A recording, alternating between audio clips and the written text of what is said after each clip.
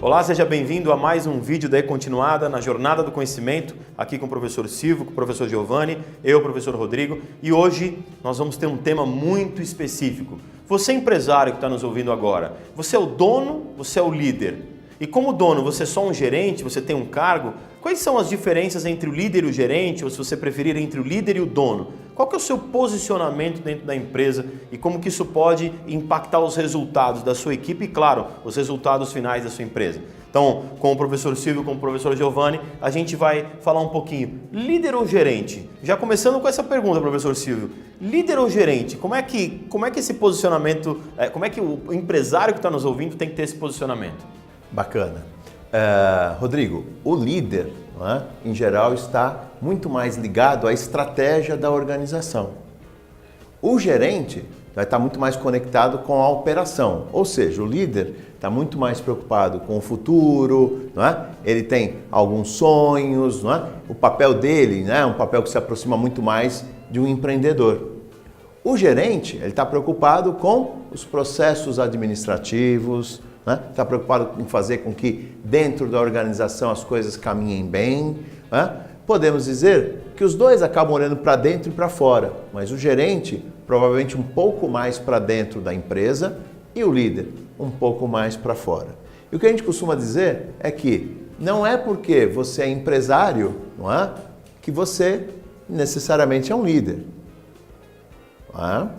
Não é porque você é empresário que necessariamente você tem um perfil empreendedor.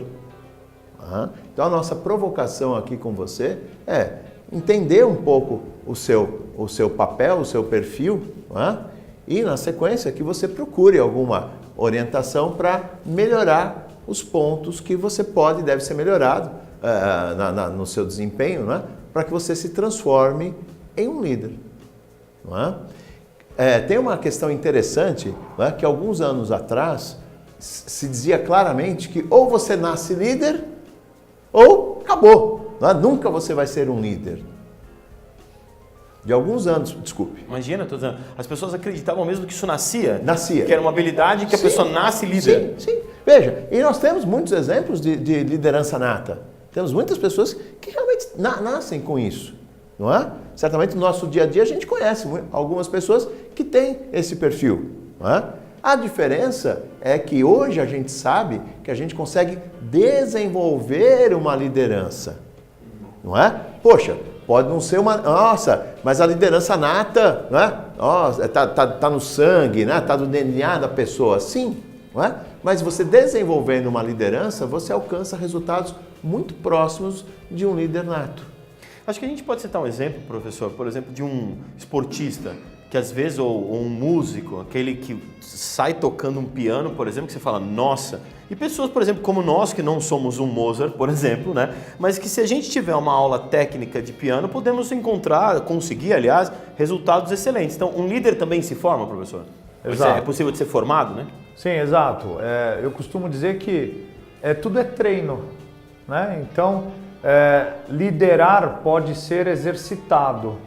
Liderar uma tarefa, liderar uma equipe, liderar um processo, por que não? O importante que as pessoas têm que entender é que eu não posso ter uma equipe e essas pessoas não me enxergarem como um líder. Sim. E o que acontece muito nas empresas é a equipe fazer o que o dono pede, mas não necessariamente porque acredita o que aquilo está sendo pedido é a melhor coisa. E o pior, né? Muitas vezes a pessoa é da operação, as pessoas dominam o processo, mas porque o dono pediu, ela chega a fazer coisa errada. Ela chega a fazer coisa repetitiva, retrabalho, ineficiente. Só porque o dono pediu. Só porque o dono pediu. Então, a pergunta que se deixa aqui para o empresário hoje, né? Você está tendo as pessoas fazendo o que você quer porque você é o dono ou porque você é o líder? Como é que as pessoas enxergam esse dono, né? Como um líder ou, por exemplo, como o professor você falou, como um gerente do ponto de vista operacional? Então, nesse sentido, passando ao professor, a gente pensa assim, muitas vezes essas questões de liderança, às vezes metas de equipe, os líderes ou os gerentes, aí que eu quero que o professor Silvio pontue, colocam alguns reforços assim, né? Então você vai ganhar alguma coisa a mais, uma premiação, alguma coisa, e às vezes se condiciona a ação a esse reforço. E nem sempre tem um reforço, né, professor? Como é que a gente pode entender essa mecânica? Exato. Então, nas discussões sobre liderança, né, o que se diz muito é, você tirou a recompensa, né, tirou a cenourinha, some a ação. Não é? Então, isso é ruim, não é? Porque no papel do líder, não é? O líder tem que conseguir motivar, conseguir liderar a sua equipe, certo? Sem toda hora ficar colocando reforços. Não é? Um exemplo disso é aqueles programas de funcionário do mês. Então imagina, tua empresa tem 300 colaboradores. Funcionário do mês foi lá o Antônio. O que você acabou de dizer para a empresa? Que os outros 299 não servem, pelo menos naquele mês. Naquele mês, não fizeram nada de extraordinário, não foram funcionários do mês. Pode ocorrer o erro de achar que está motivando e na verdade está desmotivando? Exatamente. Exatamente. Nesses programas, esse é o grande efeito colateral. Não é? Esse é o grande efeito colateral que a gente observa nas organizações. Se a gente for puxar um gancho como esse, professor, premiar ou punir? Como é que a gente entende avaliação de desempenho? Faz a premiação, faz uma punição, não faz nada? Do ponto de vista da avaliação de desempenho, professor, como é que o empresário pode atuar? É interessante aquela frase assim, diga-me como eu vou ser avaliado e eu vou agir de acordo. Né? Então o erro muitas vezes pode estar na forma de avaliar. Então como é que eu estou medindo esse desempenho? Essa métrica está adequada? Porque a gente vê muito, né, meta de venda. Mas o que é que o vendedor precisa atingir? O que é ter uma venda de qualidade, por exemplo? Às vezes ele, para atingir a meta, dá desconto e dá prazo para pagamento. Ora, ele bateu a meta, mas ele fez uma venda sem qualidade. Né? Então, ele vai atrás de um drive, ele vai atrás de um indicador que muitas vezes não é o que deveria ser, porém, foi o que foi determinado. Logo, né, prejudica o resultado da companhia, mas ele costuma dizer a palavra assim, atingir a minha meta.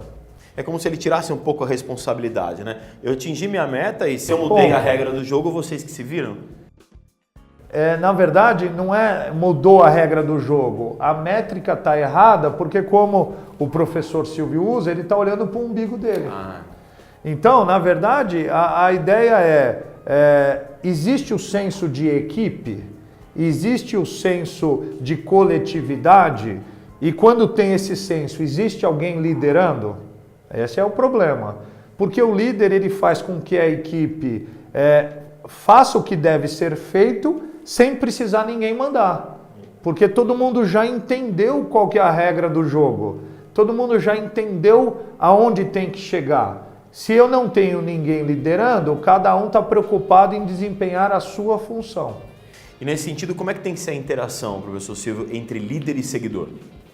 Então, eu acho que essa interação entre líder e seguidor, né, parte de um pressuposto que acho que a gente tem que discutir um pouquinho antes, que é o seguinte, né? Manda quem pode, obedece quem tem juízo. Já ouviram essa frase? Bastante, né? Certo? Então, essa frase, manda quem pode, obedece quem tem juízo, tem uma interação entre líder e seguidor, certo? Ok? Que não é uma interação provavelmente das mais gostosas, certo? Porque está demonstrando poder. Né? Ou você faz ou você faz. Está impondo. Certo? Isso é liderança?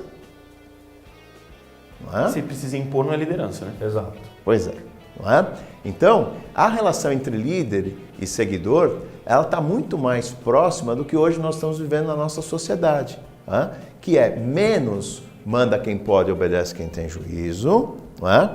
Menos valorização do poder, certo? E mais o entendimento. Por que eu tenho que fazer isso? Por que você me pediu isso? Não é convencimento, é entendimento. certo? No ambiente corporativo, nós estamos falando de adultos conversando com adultos, adultos interagindo com adultos, adultos liderando adultos. Né? Isso é diferente de você lidar com uma criança. Talvez entre aí um outro entendimento, por exemplo, do vestir a camisa da empresa. Porque o vestir a camisa da empresa talvez esteja mais associado com entender o que a empresa precisa? Eu costumo usar aquela coisa do emprego e do trabalho, né? Entendi. Então, você vai executar um trabalho com uma missão, com uma finalidade de vestir a camisa e entregar um resultado, ou você está lá passivo no seu emprego, com os seus direitos, né, esperando alguém te falar o que tem que ser feito. Então, é o compromisso e o comprometimento com aonde eu tenho que chegar com este meu trabalho. Se eu não tenho isso, se eu não entendo o trabalho como sendo algo da minha responsabilidade e eu só faço o que me mandarem, eu de forma passiva fico esperando uma ordem. Entendi. Mas espera, você já tem uma experiência nessa empresa de tantos anos. Ninguém precisa te falar o que você precisa fazer. Logo, ninguém precisa te liderar. Você lidera o que você precisa fazer. Então, muitas vezes, é uma coisa do sair da zona do conforto, assumir uma responsabilidade e ir em busca do resultado. E não simplesmente eu fiz o que me mandaram. Nesse sentido, na equipe, até pegando o gancho do que o professor Giovanni falou, tem aquela diferença tanto do líder como dos liderados, do que é cargo, do que é função, né? E aí acho que pode ocorrer um pouco essa questão, né, professor? Sim. Na nossa cultura aqui, o cargo muitas vezes fala mais alto, né? Então, não necessariamente porque você tem um cargo de direção, né, que você vai exercer um papel de liderança ou tem todos os conhecimentos para resolver todos os problemas da empresa. Né? E aí, muitas vezes, nasce o líder situacional. Né? Então, aquilo que a gente estava conversando, não é? Nos bastidores aqui. É aquele cara, não é? Que no happy hour ele é o líder, mas ele não é. Ele não tem o cargo, não é? Ele não tem nenhuma posição de chefia, mas no happy hour ele que organiza, ele que faz acontecer, ele que lidera, não é? E ele tem lá uma certa liderança reconhecida pelos seus pares. Mesmo que seja reconhecido no happy hour? Professor? Mesmo que seja reconhecido no happy hour. É inegável que esse colaborador exerce um papel de liderança. Não é? Ele é um influenciador. Ele influencia todo mundo e por essa influência ele acaba adquirindo esse espírito de liderança. Para a gente finalizar, como a gente sempre faz com uma dica por empresário, eu queria que os dois professores falassem assim, esse empresário que está nos ouvindo agora, ele é dono da empresa e às vezes ele está na dúvida se ele tem que se ele vai no operacional, se ele é o líder, se ele é um gerente do ponto de vista da função, se ele tem que ter um perfil empreendedor, se ele não tem que ter, qual característica. Acho que, inclusive, o tema liderança é um tema que ele escuta muito na internet, são centenas de milhares de vídeos falando sobre isso e acho que a cabeça dele fica um pouco confusa. Direcionando os dois professores, por favor, uma dica para os empresários sobre liderança e gerência no sentido de cargo, mesmo que seja dono. Quais dicas que vocês dão para os empresários que estão nos ouvindo? Quer começar? O empresário pode fazer uma brincadeira, um teste, né? Será que a empresa dele, ela funciona igual quando ele está presente e quando ele não está presente? Né? Então, será que tem alguém para capturar essas informações para ele quando ele não está lá, para saber se quando ele não está lá as coisas funcionam? Porque veja, ele virar as costas e as coisas não funcionarem, aí tem um problema. Né? O que ele vai precisar trabalhar? Talvez não a liderança só dele, mas a liderança de pessoas chaves na empresa para que aquela empresa, aquela pessoa jurídica não dependa da pessoa física do dono. E como você bem disse no início do vídeo, isso pode ser trabalhado, né? Isso pode ser desenvolvido.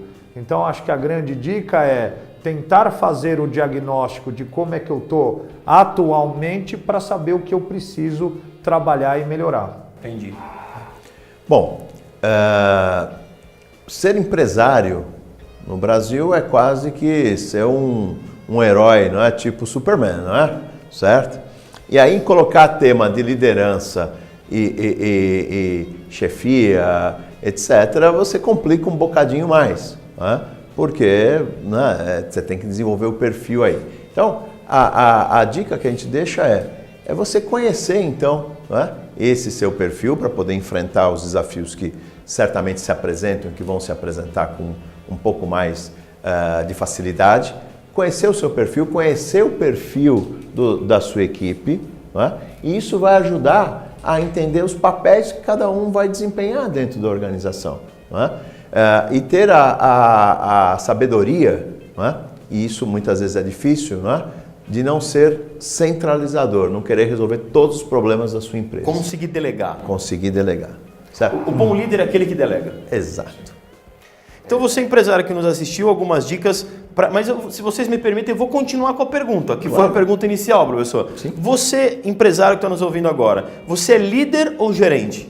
Você atua só como dono ou realmente exerce essa liderança? E se não exerce, será que está disposto a se desenvolver para começar a exercer essa liderança e realmente ter seguidores e não só pessoas que têm um emprego?